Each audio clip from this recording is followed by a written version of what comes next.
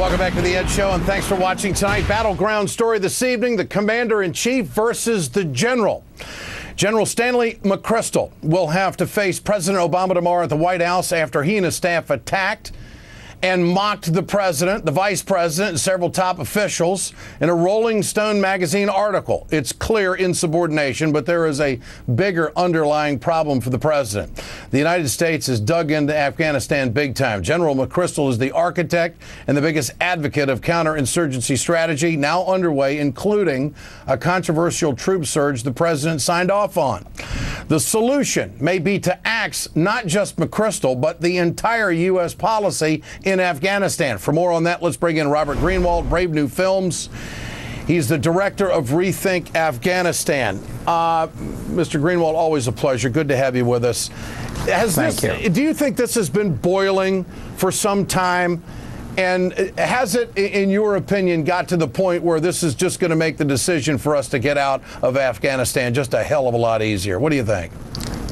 Well, I don't know that it'll ever be easy or easier, Ed, but it's certainly a time to, first of all, as you were saying earlier, the general must submit his resignation. It's the honorable thing to do. He's clearly in violation of every ethical and moral and legal restriction around the relationship between the military and the presidency. The president should immediately accept the resignation, and the president should use this as a time to rethink what's been a tragic, horrible policy.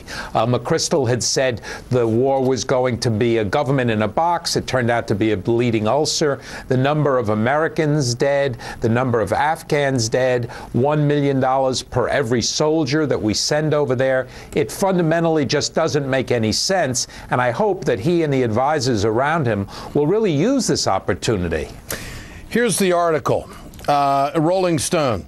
But even if McChrystal somehow manages to succeed after years of bloody fighting with Afghan kids who pose no threat to the U.S. homeland, the war will do little to shut down al-Qaeda, which has shifted its operations to Pakistan, dispatching 150,000 troops to build new schools, roads, mosques, and water treatment facilities around Kandahar is like trying to stop the drug war in Mexico by occupying Arkansas and building Baptist churches in Little Rock. Does that paragraph pretty much capture what you saw when you were doing Rethink Afghanistan and you were producing this documentary?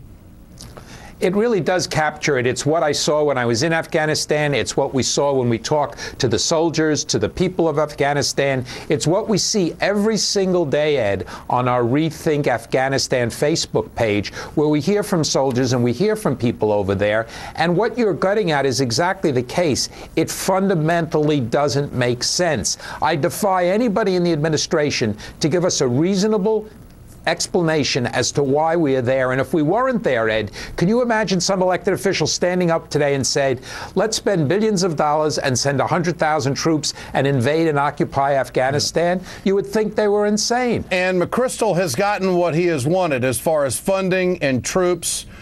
And basically the President of the United States has listened to the generals on the ground, or is that a stretch? Well, he's more than listened to the general on the ground. As Congressman Grayson has said, asking the military how many troops you want is like asking your 5-year-old how much candy he wants. It's not the way to go.